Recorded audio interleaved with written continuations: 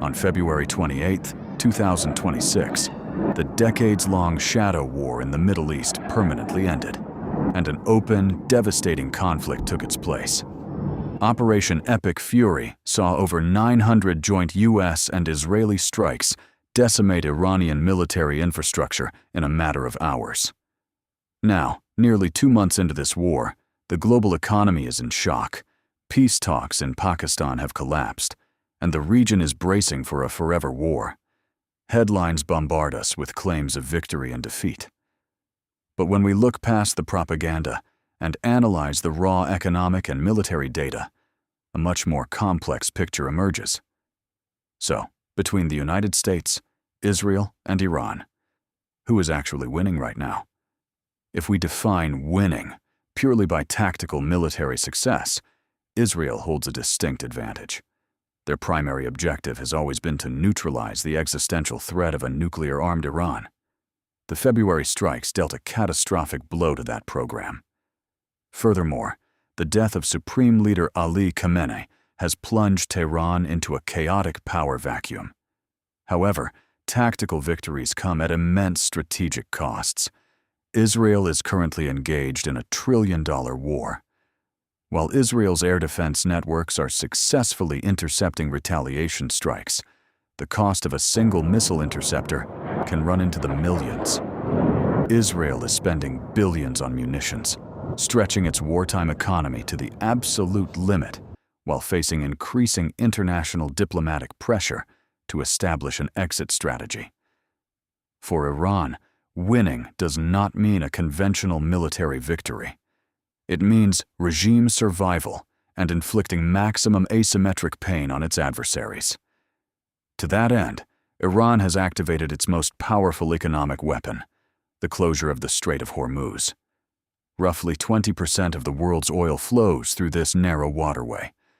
By blocking it and enduring a U.S. naval blockade, Iran has successfully triggered a global energy market shock.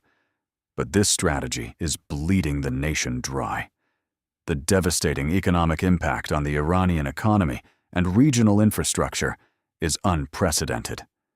With Khamenei gone, the Islamic Revolutionary Guard Corps, the IRGC, is locked in an internal struggle for succession amidst a crumbling wartime economy. Iran is betting that it can outlast Western patience, but the foundation of the state is cracking. This brings us to the United States. Washington's goal was deterrence, yet it finds itself managing a rapidly expanding regional war. The U.S. is currently enforcing a naval blockade and seizing Iranian-flagged ships to maintain pressure. They have also been forced to publicly leverage their secret, integrated U.S. Gulf air defense networks. Militarily, the U.S. remains unchallenged, but politically, Washington is losing ground. There is a glaring lack of a clear exit strategy from any side involved. As billions of dollars are spent and the global economy falters under high energy prices, domestic opposition within the U.S. regarding the conflict's goals is rising rapidly. For the U.S., winning isn't about conquering territory. It's about restoring stability, a goal that currently seems further away than ever.